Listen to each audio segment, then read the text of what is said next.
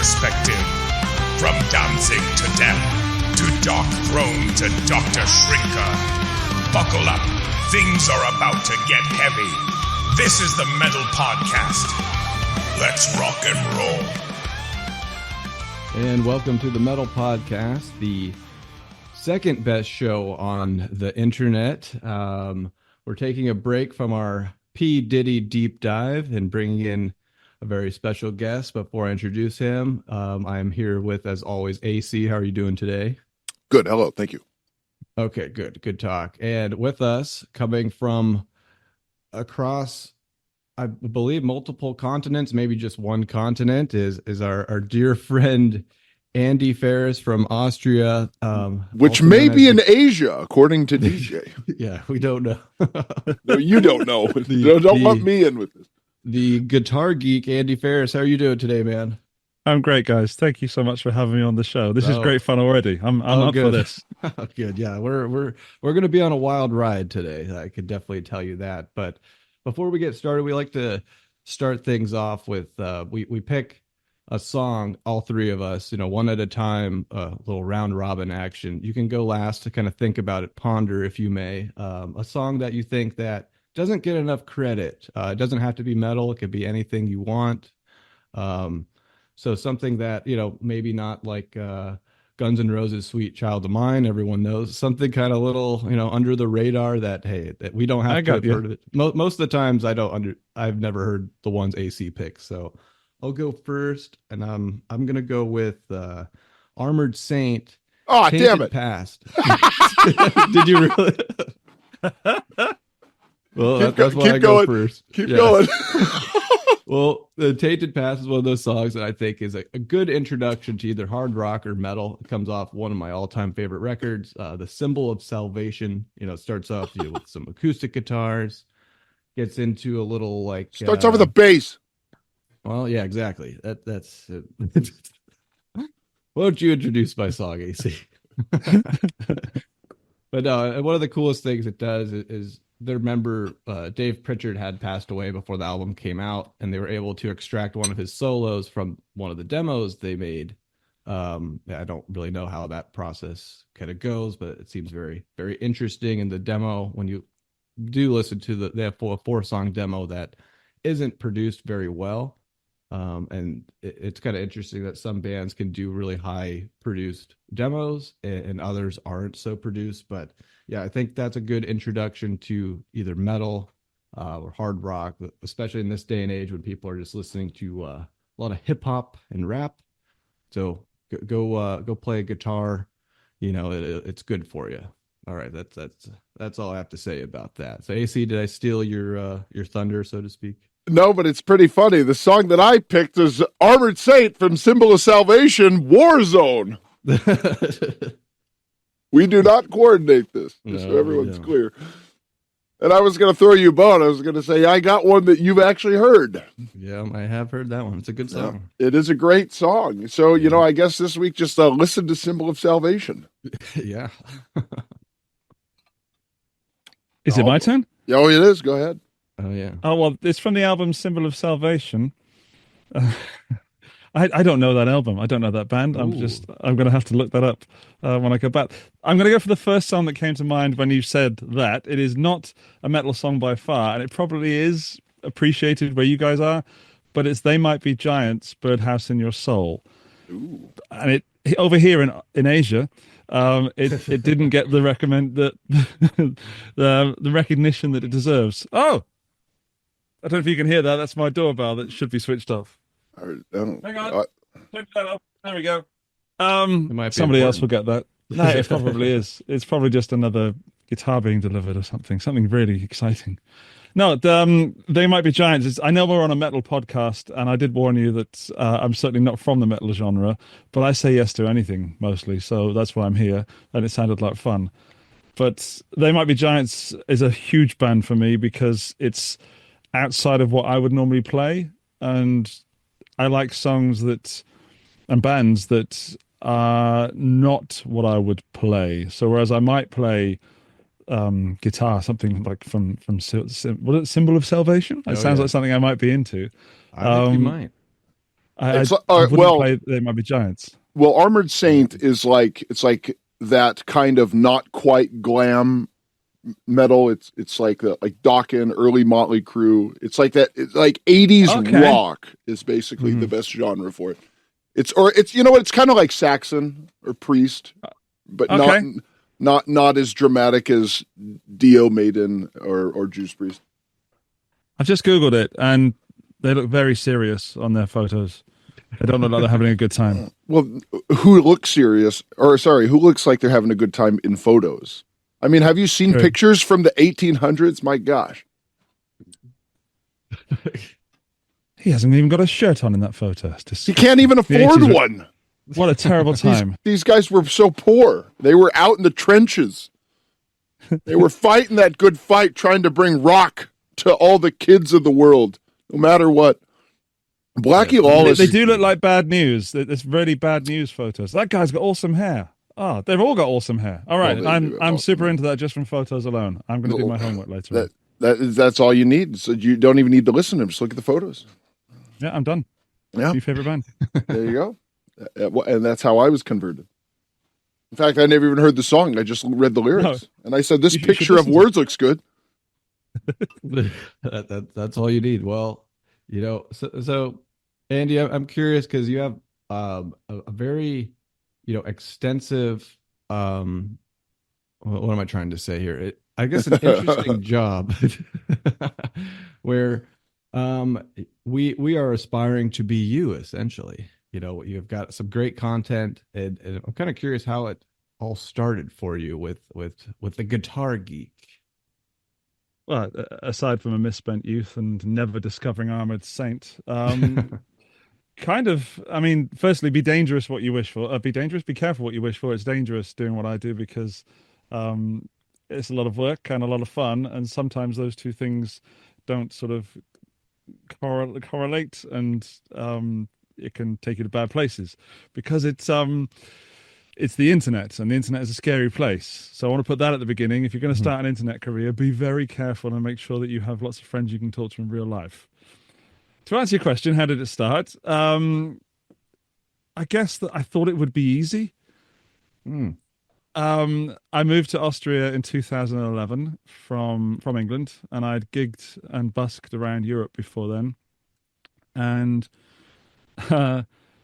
I moved here with a job lined up to be an English teacher and special needs teacher, which is what it was at the time, in a brand new school, like in the local city to where I was moving to, a 15-minute drive, absolutely perfect. And the school was emailing me. I went over there for an interview, and I went back, and they emailed me and called me. Yeah, it's all cool. Moved my stuff over, moved some amps, some guitars in a van with my father. And then eventually I flew over, and I went to work on the Monday morning, and there was no school.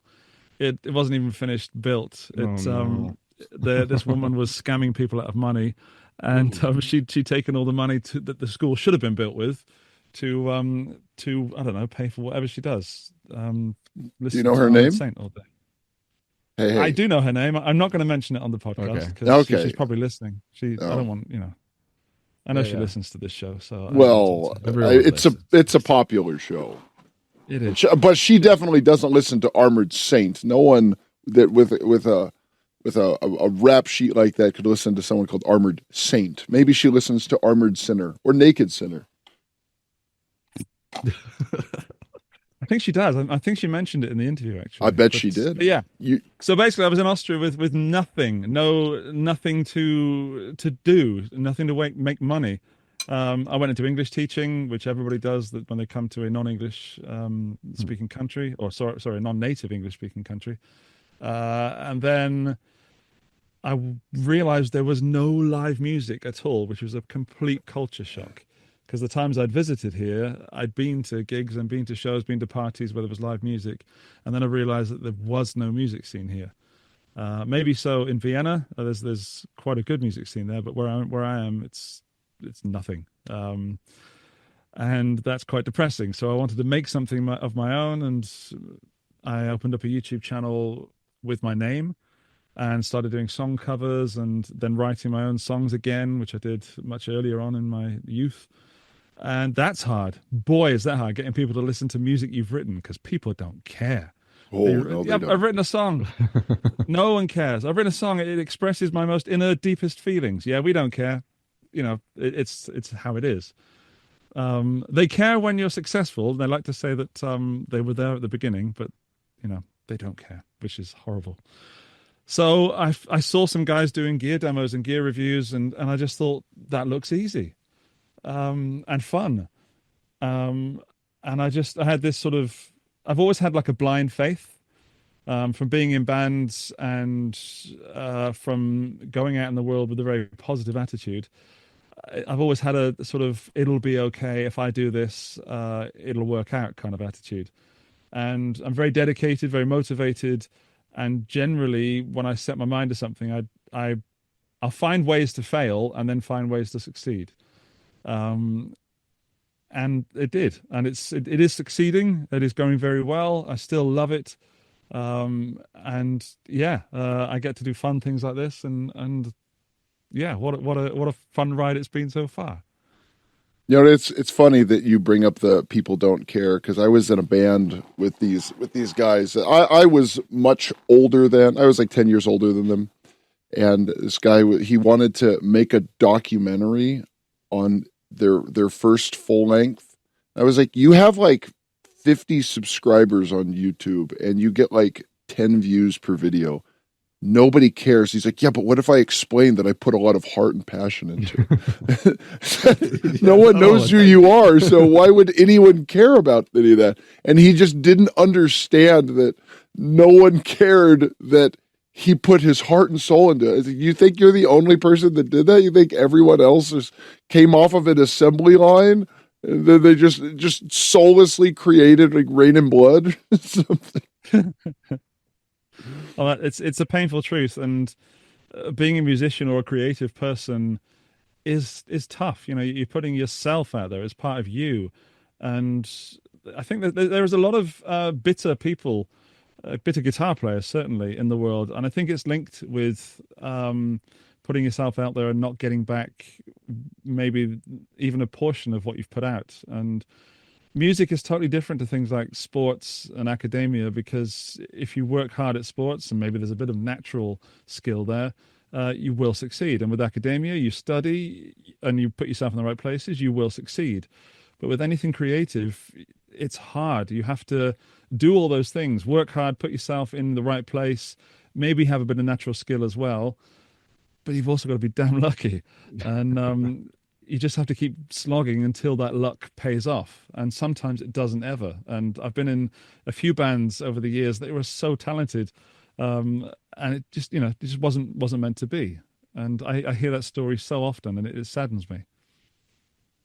Yeah. And a lot of people don't really realize just how many other people that they are competing with. I think that's what they don't realize. Because let's say you live outside of a major city, even if you do live in a major city, but if you live outside one, you probably do shows with like the same 6 or 7 bands, and your brain gets used to that. It gets used to seeing that because you're playing one type of genre with pretty much the same like 30 people, and your brain goes, I can compete with 30 people. We blow those guys out of the water every few weeks. But then, you go a few towns over and it's new 30 people. Like, I've never seen these guys before. How come I've never heard of them? It's because, no one cares about them outside of that bubble. And then you're just crossing over into another unknown alien world. And what you're really competing with is people that have the money to put themselves out there. Do you know who Mr. Beast is? I do. Yeah, so that's what particularly lately he's in the news a lot. Oh yeah, he's good guy, good crew of people working around him. Just really good, good ethics and his good nutrition.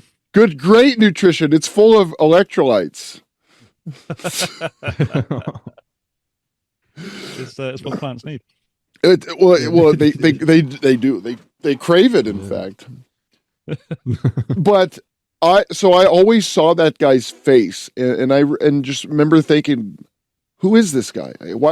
I have no idea who this guy is, and now I just see him everywhere. I went and watched one of his videos, and he has no charisma at all. None. I thought he would be like, "Hey guys, it's me, Mr. Beast." Like I thought he would be like something that little kids would be like, "Yay!" enamored with. Like anyone who's seen any type of children's show, that's how they kind of are. They're highly animated because they need to keep the very short attention span of a child. And this guy just no charisma. And how is he so popular? Well, it's because there's a lot of money that's paying to keep him in the recommended videos. So I want to say about 2018, YouTube changed the algorithm. And it wasn't like this is a conspiracy. Oh my gosh. No, they admitted that they were changing the algorithm to put things that they would prefer people see. So originally you would make a video, and if someone's like, I want to check out this guitar, whatever, and then Andy Ferris would be next up. That's how it used to be. Or if you're listening to like a show where people talk about metal, the metal podcast would be underneath it. But now if you're listening to a show about metal, next up, Eddie Trunk talking about something that's the opposite of what you've been listening to. But I don't know who would be who. I mean, you got the most subscribers of all the guitar techs that I've seen. The only one I follow is, do you know, I think his name is like Scott's Bass Lessons. Oh yeah. I think that's the only one. Fantastic. That's the only Absolutely one fantastic. of those. He's doing a lot of good stuff for musicians and communities. That's the only one I actually follow because I was just trying to, improve my bass skills. So that was the only one that I follow, and then, it's a big channel too, but people have to compete with things that have like 1 million subscribers. And those people with 1 million subscribers, plus a lot of them, it's like 50 million. They're on like mainstream shows. iShow Speed was at WrestleMania.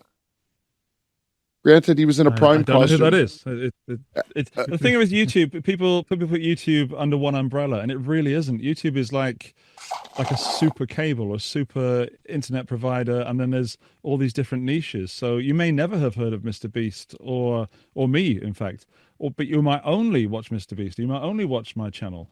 Thank you very much.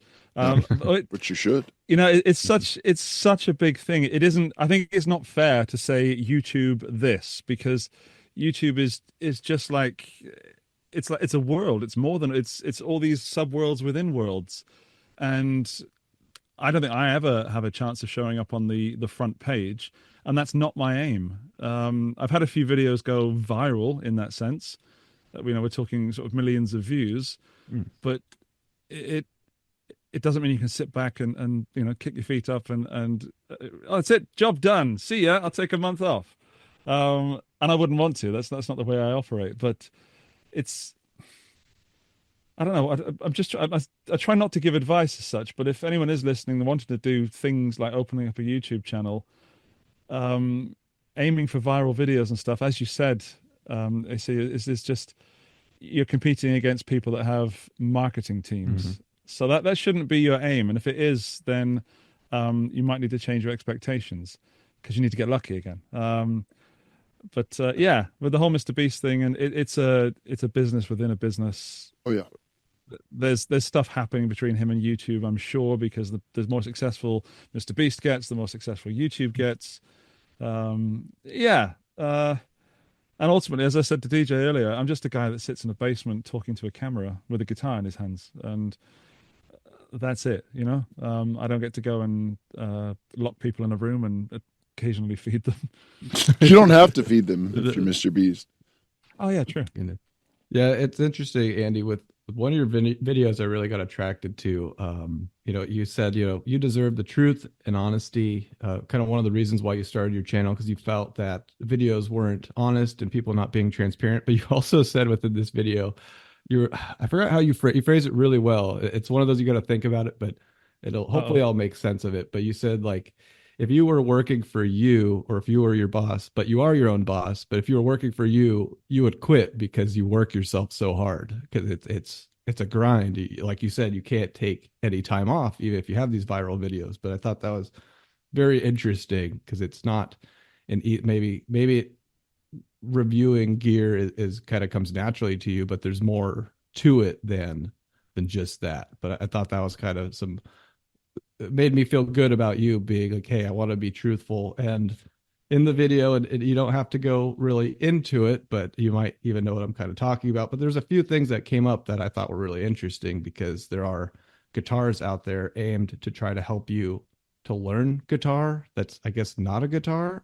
I'm like, oh, that's kind of interesting. But I guess a guitar company threatens me with legal action, and obviously, like, you don't have to go into it. But there's like little things I thought was very, very interesting within that video, and that you don't. I think you said something really cool, and that if you want a perfect review, come out with the perfect product, and you just give your honest opinion. Like, yeah, it makes sense that people send you guitars to review, and obviously they would like it to be positive, but at the same time, hey, if this is gonna like break your fingers or make you stupid, I mean, you got to tell people that, because then you lose, any following of being honest with your followers. So I thought that was really, really interesting, and I really enjoyed that video. I thought that was very commendable. Thanks, man. Yeah, that was genuinely a Friday after work, after the official videos were recorded, and I got this email like, okay, I'm going to just stick it was recorded on my iPhone, just threw my iPhone, glued it to the monitor, and just started talking. And then that's the one that's the most popular video on my channel. And all the hard work and the heart that I put into those videos where I'm editing and, learning and preparing, they do well. They're great. I love the people that watch these videos. They seem to enjoy them. Apart from the ones that really don't, they're also fun people. But yeah, I thought it was hilarious that I had a little bit of a script, or like bullet points or the email to go by. And I was just talking to a camera honestly. And there are some sort of stock phrases like they're in my mind, such as if you want a perfect review, make a perfect product.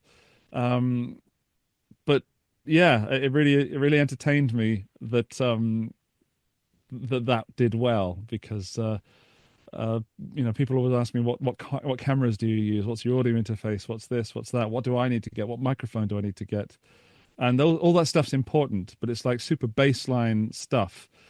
You need to add on top of that all the icing and chocolate fondant and whatever else comes in this cake metaphor, cherries maybe, and and personality being the most important one. And that doesn't mean, as you said earlier, AC, like, it doesn't mean being a children's entertainer, which I used to be, by the way.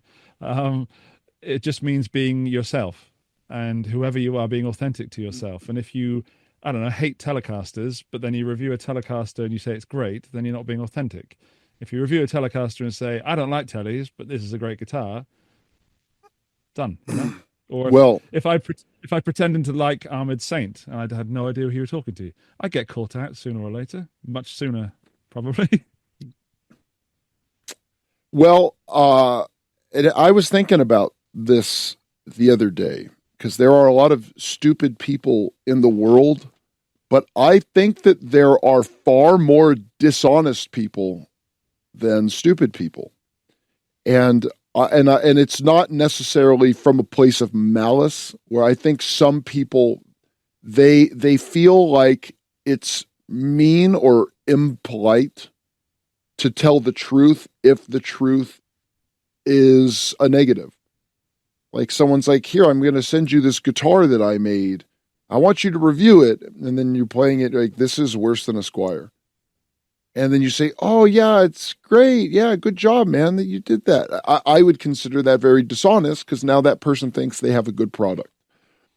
And you may be coming from a good place, but it doesn't help anybody, because the person who made the inferior product thinks that they've done something good, and then they're going to push forward with it, and reality is going to catch up with them. And anyone that hears, oh, this guy who I trust, he says it's good, so I'm going to check that out. And then they get like, wow, this is a big pile of crap.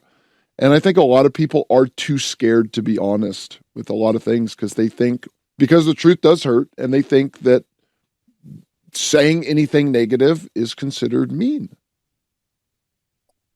I agree, and I'm not sure about the stupid. I see a lot of silly people, stupid people, but there's a lot of lazy people as well, and there's a fine line between lazy and stupid, and sometimes they're not mutually exclusive. That's true. But yeah, I hear you, and you took the words like one of those stock phrases that I have. It doesn't help anybody in the long term or even medium term. The short term, I get or whoever gets some views on their video, and somebody has a nice day because someone said something nice about the thing they've made. But then as soon as someone goes to buy that product, whatever it is, and finds out that it's a hunk of junk, then you've lost all the trust you've built up with the people that watch you. And if you keep doing that, I was going to say that you lose what you have, but there are so many people watching YouTube these days. The chances are that you'll get new viewers. I'm skirting around saying that there are several channels that do this, but I've just said it, so there is. Some channels allegedly. Thank you very much. Thank you. Some channels allegedly don't always say what they feel, and sometimes it's from a nice place, as you said, from just being polite or being friendly. And I have quite a bad memory, and I have ADHD, so I don't know what I've just said a few sentences ago. So if I say something, it has to be true, because I might just contradict myself if I make something up, So it is certainly a superpower. People are kind of tired of being lied to, Yeah, I think so. So much bullshit going. Can I say bullshit? Yeah, that's fine. But that's as much as you can say. So much BS going on. I don't normally use the naughty words, but it makes me angry. So much BS going on that people are tired of it, and they kind of see through it. People are becoming more intelligent. Thankfully, they're waking up, but not always. But is it too late? Well, we'll find out soon. We'll find out once people listen to this podcast. And yeah, right. Find out if the bombs have fallen. Yeah.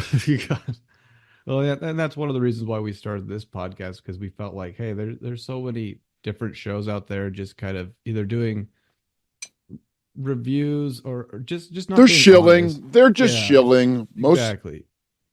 That's what like 90% is like. Hey, I'm here with this guy. Like, oh, you're so great. Tell me why you're so great, or check out this product. It's the best product ever. That's really what it is. It's just they're shilling. They don't care. I'll say whatever you want. Give me money. I hate that word. Shilling? Shilling. So many people use it without understanding what it is. I think you're correct, but again, I'm not disagreeing with you. I'm not accusing you of using it. No, I know what you mean. I have heard people use it, and I think you just heard that. I don't think you quite know what you're saying. Yeah. Just because I'm recommending something doesn't mean that, and I'm getting paid. Let's be clear, I get paid to do what I do because it's a job. But you're not paying for the words that come out of my mouth. There is a price on that, but no one's ever reached that price. Someone needs to offer me a considerable. We're talking like buy an island money, and then I'll say whatever you want. And even then, I probably wouldn't sleep well on the island and end up coming clean about it. Okay. Well, a great example is: have you seen Wayne's World 2? Of course. Do you remember when they go to the radio show, and then the guy's like, and Wayne's like talking about Wayne stock, and he's like, yes, and then he says, "You're not even listening to me." See, that's what basically the people that are showing are. It's like, oh, I got this great product here. Oh, this is one of the most fantastic things. It's so practical. It's so, like they don't even know what they're doing. They just have a script that they read through. They got money, and then just there we go. I don't even care. That's showing. Not like you give me money and I'll review your product. Oh, and I liked it. That's not shilling.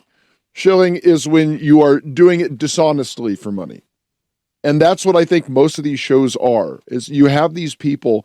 It's YouTube used to be a thing that was the replacement for public access TV, where anyone that had a camera and an idea, they could put stuff out there.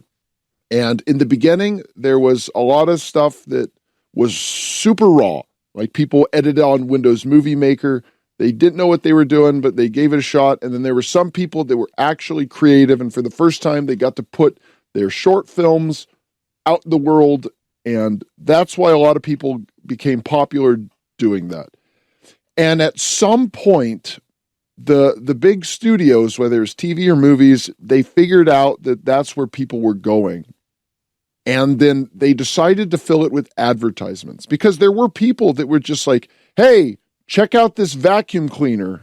And like they would honestly review vacuum cleaners or something like that. Check out this garden hose. And then they saw that people were watching that stuff, because when I wanted to figure certain things out, like I need to figure out how to, fix the plumbing under my sink, I'd watch a YouTube video, or I need to buy a water heater. I would watch YouTube review. I mean, it's just a thing. It's just easier because I don't have to read some blowhard's terrible writing. I could just get to a guy who's just like, I'm tired of that crap. I'm just going to show you what's a good water heater. Okay, Bill here from Wisconsin. Now, I know there's a lot of water heaters out there, but I'm going to show you the good one. Now, I'm going to cut all the nonsense. And this one, you want the T4030 right here. It holds 50 gallons. That's all you're going to need. It's going to last you about 15 years. Now, it says 10, but, as long as you treat your pipes right, it's going to go the full 15. But every now and then, you're going to want to keep an eye on this right here. And that's my story.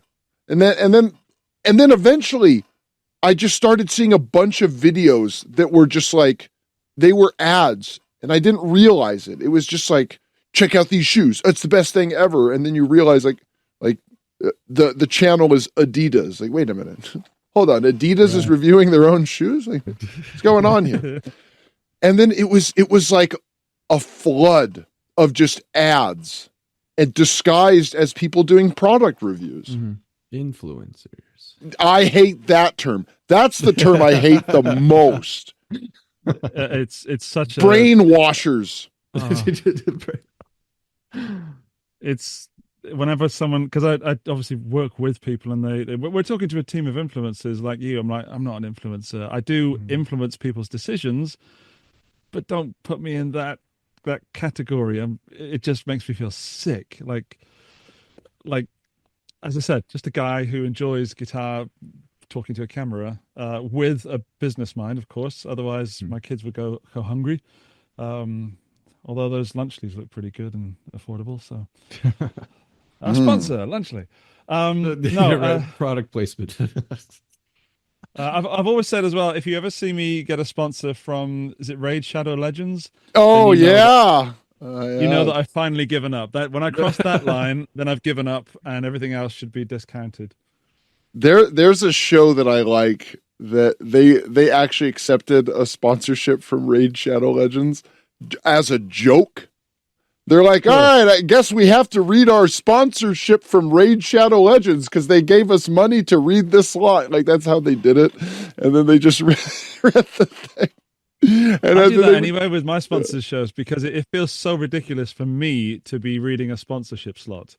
Funny. So everything I do has tongue in cheek and is slightly cheeky, slightly naughty. I never read anyone's script.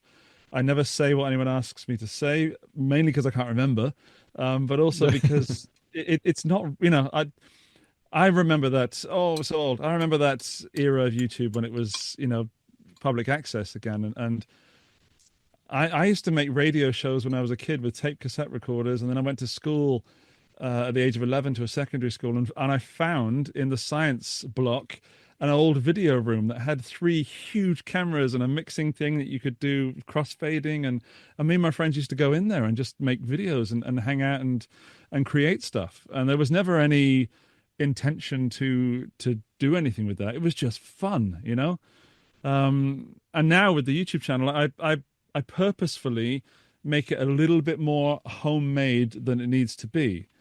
And because as soon as you start polishing everything, it becomes too much of a professional TV show, for want of a better term. And I like the rough edges. I like polished. I'm a bit of a perfectionist, but I like keeping the bum notes and the mistakes in there. It keeps me entertained. Well, a good comparison is the original Star Wars trilogy versus the special editions, where they added the pointless digital effects. It doesn't. improve it. It's like you just, now I'm distracted because I'm trying to watch a movie and then there's a bunch of annoying crap. Like I liked with the silly looking puppets and like the crappy looking masks in the background. There's a charm to things that like we're gonna make a thing, let's go do it, team, versus something where they spend a lot of money and it's like what we talk about over and over on this show. DJ, what do we always talk about? Wrestling. Well, that's what I always talk about. What do we talk about collectively? Being self-made. Okay, well, anyway, now DJ's out to lunch. So when we talk about record production. Oh, yes. So every modern record sounds exactly the same. Like certain album, go back to even, we'll say the early 90s and back.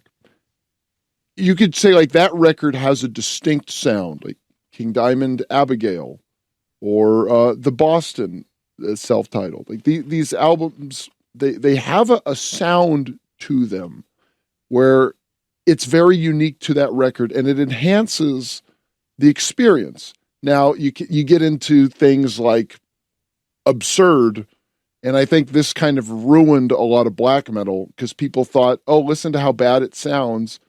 Well, I guess that's how it should sound. But going to the major releases, the De Mysterious, Dom Satanis by Mayhem, in the Nightside Eclipse, Emperor, Soulside Journey by Dark Throne, these albums are all really well produced and they sound good. And just Dark Throne just like kept getting worse and worse sounding. I feel like that was done stylistically, but I would rather have that than how now everything, it's all done on Pro Tools and they all use the exact same plugins and just everything is reamped and it all sounds exactly the same. Like the guitar tones are perfect. It's all mixed perfectly. Vocals are perfect. And it's only going to get more uniform because they're going to start developing AI tools, like where you can just have something, you just press a button and it'll just sound like this. Like it'll just automatically mix the EQ. It'll automatically mix all the tracks to blend it perfectly. And there's going to be nothing that has a unique identity. And I released my first record last year.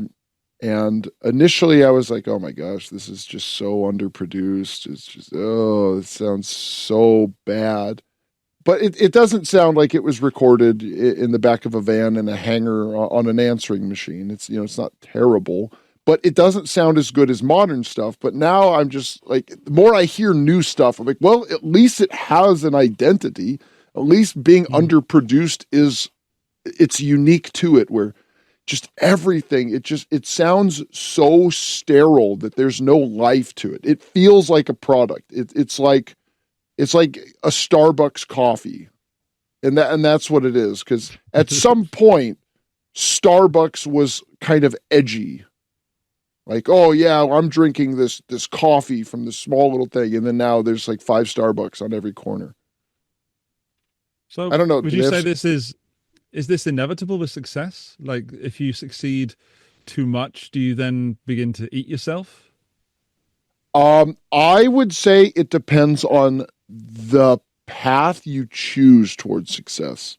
Because I think there are people that become successful because they're talented and they're actually good. And it's not as many as people think.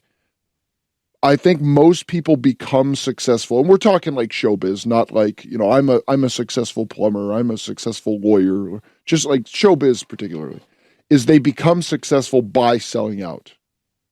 I think Metallica straight up sold out. Like they just said like, hey, we want to make money. We don't want to have to keep making what we're making. What's the easiest way to do it?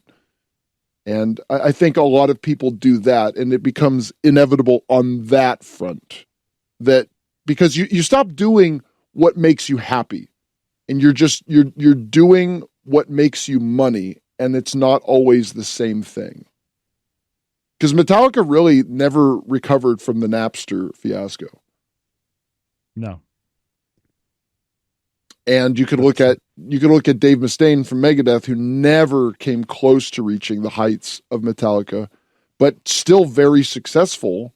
And he just seems like a happier person. I mean, he wasn't when he was like doing drugs and drinking and like almost died several times, but like he got clean. And then I think he's probably more content with his success. Cause I mean, James Hetfield has still been in and out of rehab. It's like, it's like, why are you so unhappy? You are the biggest band on the planet. You made it. You got to do what every child wanted, and you're still not happy. So I think it's just depends on the avenue that you choose for success. Do you want the road less traveled, or do you want to get in the trenches and earn it?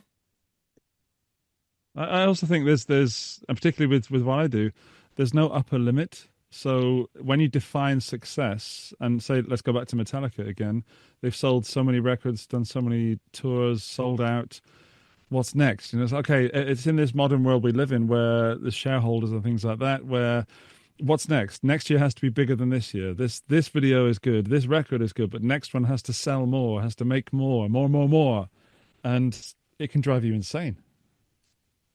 Yeah, and it's like, I'll bring up some more wrestling. It's like what Vince Russo did during the Attitude Era, where his whole goal was to push the envelope and make it be like Jerry Springer's show. But eventually, people become desensitized to the shocking acts. So, like you reach a level of success. Let's say your album sells 25,000 copies. Like, wow, that's good for me. And then the next one sells 50,000. Like, oh, we got to do more. The next one sells 5 million. Like, I got to do more. Well, why? Like, why? At a certain point, you don't need more. And I think that, yes, that's a good point. Is people they think they need more, but they don't understand when they need enough. It's twisting my melon. Well, yeah, because all what you need is enough. You don't need more. You have more. A baseline of sustaining one's life and the people around you.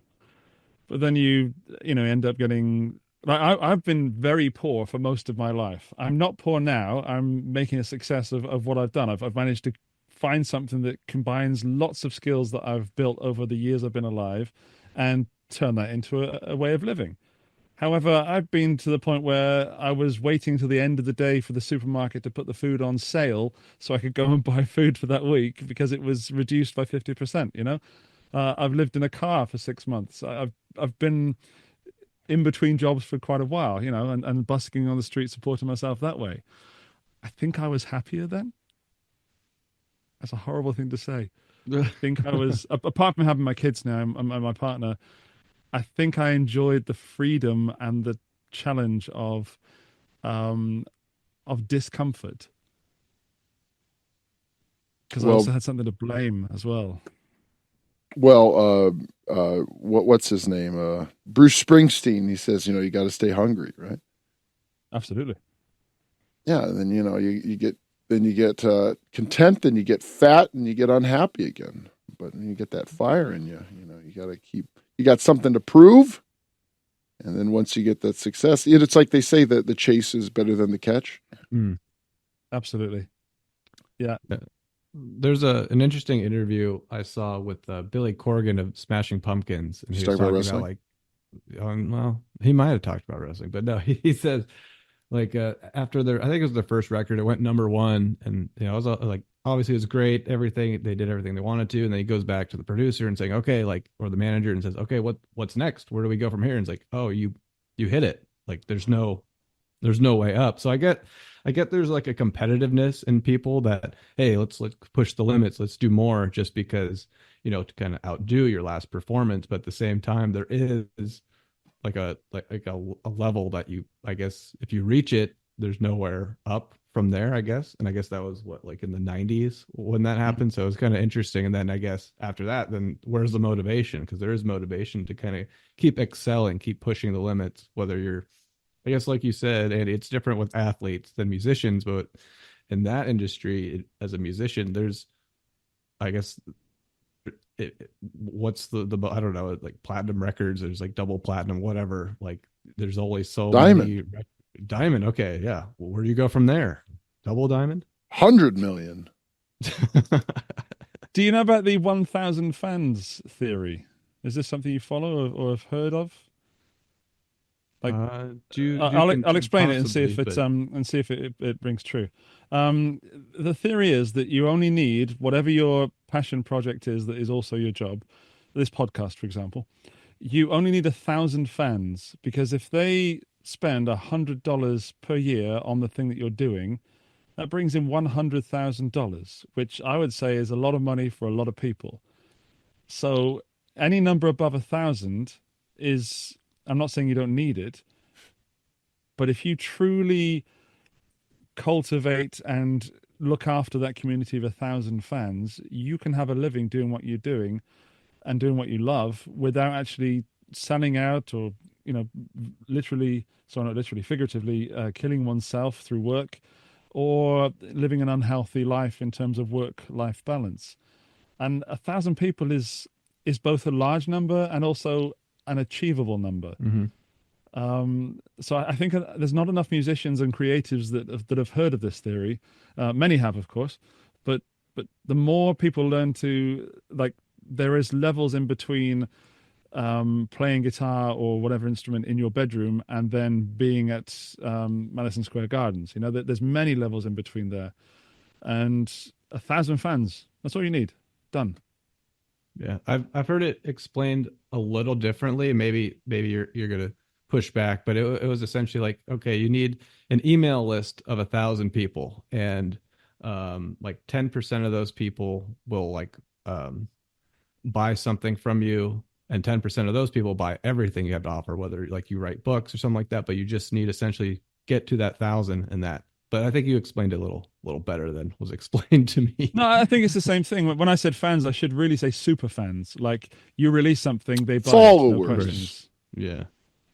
Yeah. Fanatics. Again, that's weird. It's kind of biblical. Cultists. Disciples. Disciples, that's it. That's what I have. Well, okay, you heard it here. You got to get to 1,000 disciples. I thought you only needed, was it half a dozen or a baker's dozen? No, it's apostles. Oh, yeah. Apostles, yeah. It's different. I want some of them then, please. I'll have 1,000 disciples and a dozen apostles, please. Thank you very much. You can do it. I bet. I believe in you. I could. Just put a little tweet out there. Who wants to be a disciple? Applications being accepted currently. Yeah, I don't use X or Twitter. Facebook, whatever, Instagram, TikTok. I don't know what the kids are on these days. I think we're going back to pigeons. Pigeons. Send out some pigeons. Yes. Whoever catches one. Send 12 pigeons out. Whoever catches one, they have been pressed into service. Andy's disciples. Yeah, I think it'll work. I'm fully into it. I'm making notes and everything. Yeah, you listen to Symbol of Salvation, and then you'll get some. Some apostles, and then you'll get some disciples. Well, you already have disciples, but I've got those. Yeah. You can never have enough, as we've discussed. Of course, right. but you do need to pick up some cultists. True. Yeah, we all do. So, and I'm sure you'll be able to sleep well at night, no matter what. Oh, absolutely. Sleep like a baby, me. Are you a big fan of P. Diddy? That's an interesting question. Well, we're currently talking about. I've been to a couple of his parties, but I wouldn't say we're friends. Good answer. P. Diddy party goer would be that's a good Twitter handle for you.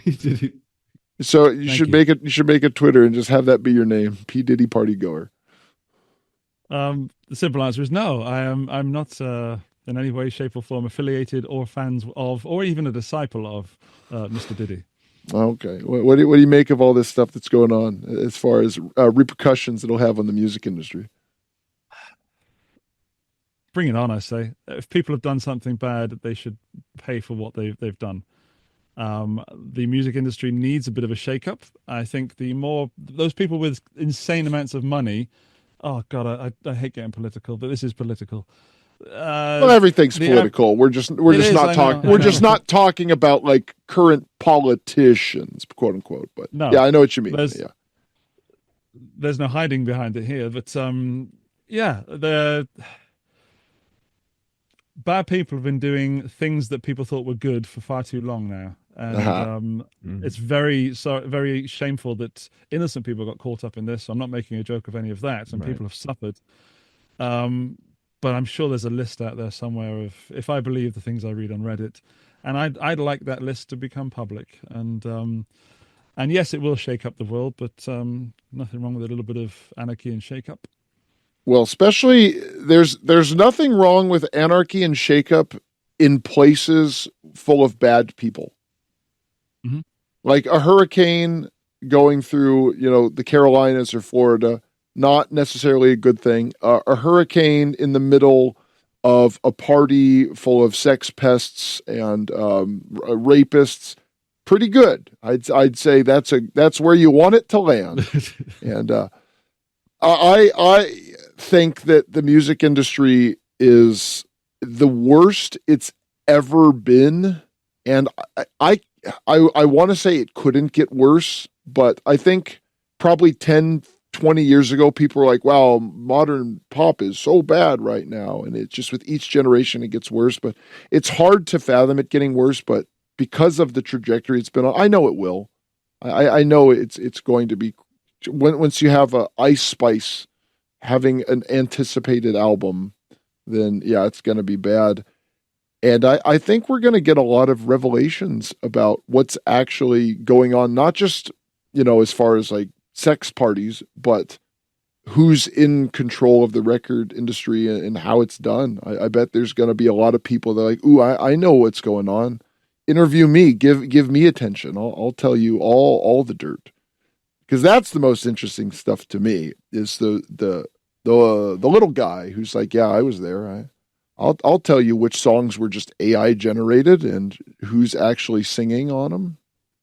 And I bet it's a lot less than people think. I'm going to go against that flow and say that yes, the mainstream music industry is. That's what I'm talking about. That's what I'm talking about.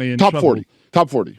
No, but there's nothing stopping anyone ignoring all of that, learning to play an instrument and entertaining their family. I mean, that's a music industry. It just depends on how you want to take that. Do you want to be going to LA and being invited to such parties, or are you happy?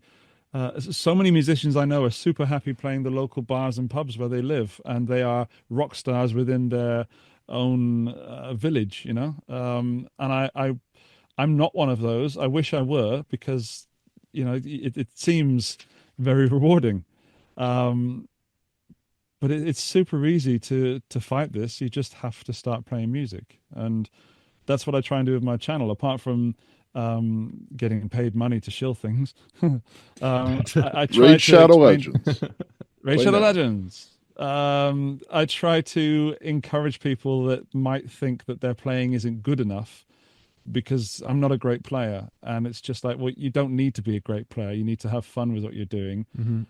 And I agree with you, AC, that the fun has been taken out of the music industry. The inspiration, the small people who are releasing their first album and doing everything they can just to get one person to listen to it, and now there's too much business in the music business, and I don't think it's ruined forever. I just think it's going to get smaller and smaller, and we're going to niche down, and there's going to be the place where someone, the average person in the world, will say, I like to listen to music that doesn't distract me, doesn't challenge me in any way, and a computer will generate something for them that the computer knows that person will enjoy. That will exist, if it doesn't already, very soon. It'll be AI, it'll be all those buzzwords, and people won't even have to involve a human being. That machine will know what that person will be entertained by. But because there's always a balance, there'll be the flip side of that, where someone will be making the opposite. They'll be making music with, I don't know, spoons and pots and pans, and somebody else will be listening to that. And there's good music out there. You just have to go and find it. Well, of course, and I am talking about just the top 40 business side. I'm not talking about music is dead, because there's plenty of people that achieve, well, not even like modest success, but pretty good followings on the internet, playing organic, interesting, unique music. But I'm just talking about top 40, because before, anyone could get to the top 40. The top 40 used to be full of various different artists. Now it's one type of music pretty much, and it's like 10 total artists in the top 40. It's the same names over and over, and all the songs are interchangeable, and the songs are not challenging. They're super simple, and they're all just it's just about debauchery and violence, and there's just nothing that you would want kids to listen to, but it's so stupid that only kids really enjoy it. And I think it's a bubble that's going to pop, because you're always going to have people that will take in this stuff, just like, candy and fast food isn't good for you, but people still eat candy and fast food. It's always going to happen, but you're going to eventually get people that are going to say, no, I want like some whole food. And then they're just going to find real musicians and that make real music that don't sing songs about the buttocks. You went Richard Pryor at the end of that. Who? That was awesome. Welcome. Thank you. That really made me chuckle. Yeah, I mean, for me, I just discount the top 40. Although there is the occasional fun thing in there, but the top 40 for me doesn't exist really. It's its own thing. It's self-contained. It is. I don't want to go as far as saying it's not music, but it is a planned. It's a product. It's a product. It's a product. Yeah. I'm happy with that. I'll stand by you on that. It's like it is fast food. Fast food is the best comparison, because, well, sure, there are notes like music. There is singing in notes, but it's not something that stimulates you intellectually or doesn't hit your soul. Just like fast food doesn't really give you any nutrition, and long term, it is bad for you. Just like top 40, it is bad for you. There are studies that show listening to classical music raises your IQ, and I bet there'll be a study soon that listening to Cardi B lowers your IQ. I mean, I feel stupid listening to it. Well, isn't it true that when you play a musical instrument, it either makes you either more creative or like literally smarter? I believe it's probably both. I mean, I feel like you got to be smart to be creative. Oh, I don't know. I've got a few people I know who are dumb, and I'm talking like dumb, and they're amazing musicians or amazingly creative, and it's this, and I mean dumb in a nice way. They're like Rain Man. Rain Man was nice, but he was good at math. You wouldn't let them try and cross a road on their own, I wouldn't let Rain Man try and cross a road on his own. Well, let me just finish that before I get accused of calling people dumb. Because they lack the responsibility in a certain area, their creativity is freely open, and then they just happen to be lucky that they're happy living in squalor. So I've met some amazing people that have made amazing music, but they, by my standards, I wonder how they're still breathing. No, I know exactly what you mean, and I bring up the Rain Man argument because that is what I call people that are like that, because they're not, obviously Rain Man was severely autistic, and it was not a guy who could live on his own, but that's just an exaggeration. But I knew this guy, and he was really into fitness, and he was you ask him about anything and he'll tell you what movements and mechanics do what, and why you're unable to do this and this, but he could not do anything else. He was the first actual meathead that I ever met. But like, if you talk to him about biology and anatomy, he knew all that stuff, but he had no social skills. He was not good at math outside of using the barbell as an abacus.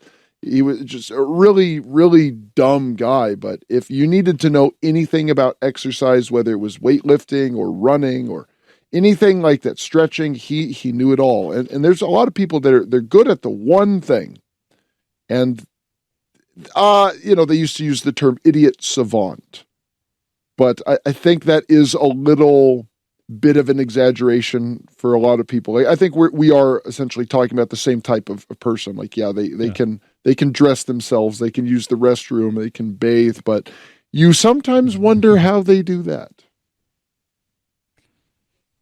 The temptation to make a bass player joke is almost overwhelming, especially as I learned that you play bass. Well, I play all the instruments, but I had to pick up the bass to play it better for my album, because on the album I played everything.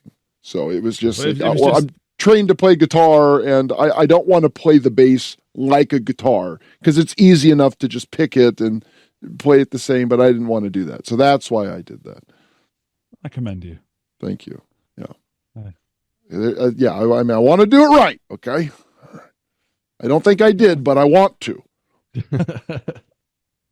I'm going to have to listen to your album now. I have to get a link after this show. Well, yeah, we'll send it over. Yeah, we'll do it all.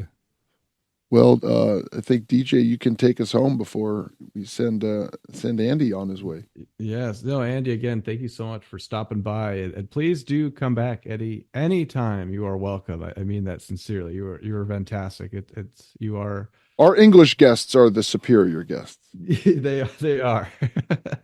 You have some humility with you, and I can tell you're honest, and you care about the words that come out of your mouth, and you're very well spoken. So I do appreciate that. And we would love to even play one of your songs at the end of the show if you'd like. But absolutely. Okay. It's me from 11 years ago, but you're very welcome to play it. And whenever I finish this new project that I'm working on, I will come back and sell out by promoting it. And that's all I want to talk about next time is my new music. And the accompanying book and T-shirts. Oh, well, yeah. And this is a time too that you can, I'm still gonna say you could chill and say whatever you'd like, where we could find you and all the things you're working on, and this is your moment to shine. Yeah. And deep breath. Okay, well, on YouTube I'm the Guitar Geek. Instagram, you'll also find me there. That's about it, really. As you found out earlier, I'm not on Twitter. I'm on Facebook, but who is really there these days apart from me and my mum? If you ever need me, you'll find me on YouTube, I guess is the best place to go. Or walking around a guitar show. And if you are walking around a guitar show, please come and say hi. It's nice to meet people in IRL. Absolutely. Well, what's this song called? We haven't chosen a song. I'm going to leave it up to DJ. No. DJ asked you to pick a song. And so you're promoting it here. He asked me if he could play a song. I know that's what he said, but DJ struggles to get the words out correctly. All right. If there's one song that I'm super proud of, just purely lyrically, it's a song called Lost at Sea. And it's about the time that I left England and came to Austria. And I'm very proud of it, so I'd like you to play that. We will do that. And yeah, thanks again. So Lost at Sea by Andy Ferris, aka the Guitar Geek, who knows everything guitar related. It is everything. Yes, he knows everything. Just go check him out. And thank you again, Andy, and please stay safe out there.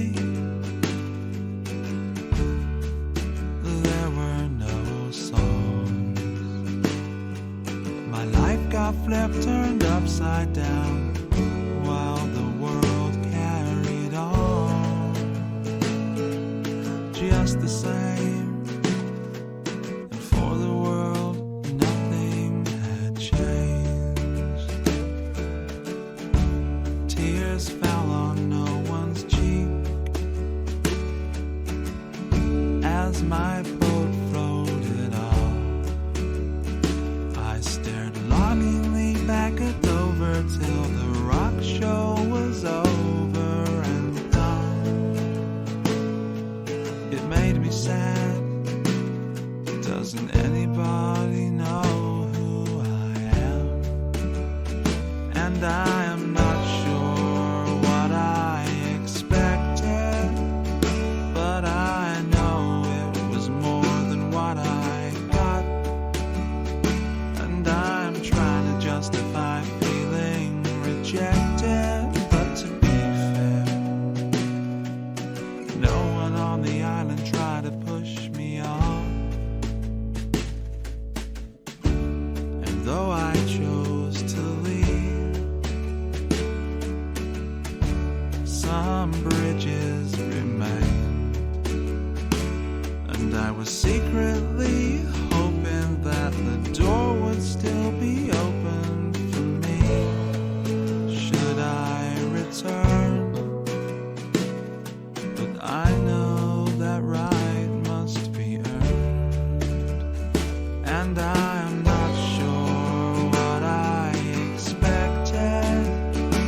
as if leaving would solve anything.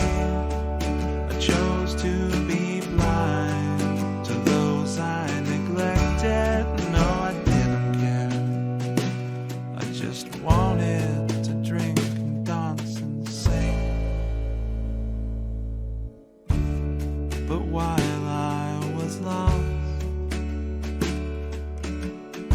someone found me. And from that first night I knew everything would be alright, but not easy. But you never really win if you know where you'll come out when you go in.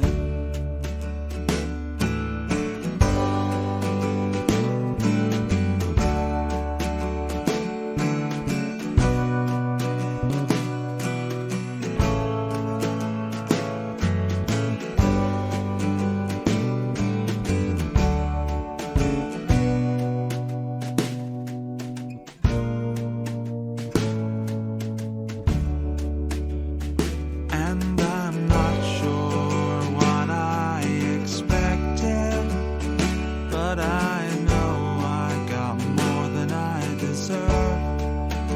And from the moment I was infected, I was not scared. I just wish I'd been a little more rehearsed.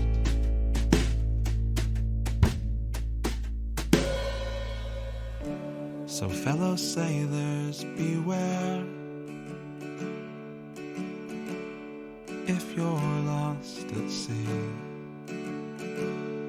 and you're feeling all alone, remember there's no place like home. And the things that weigh you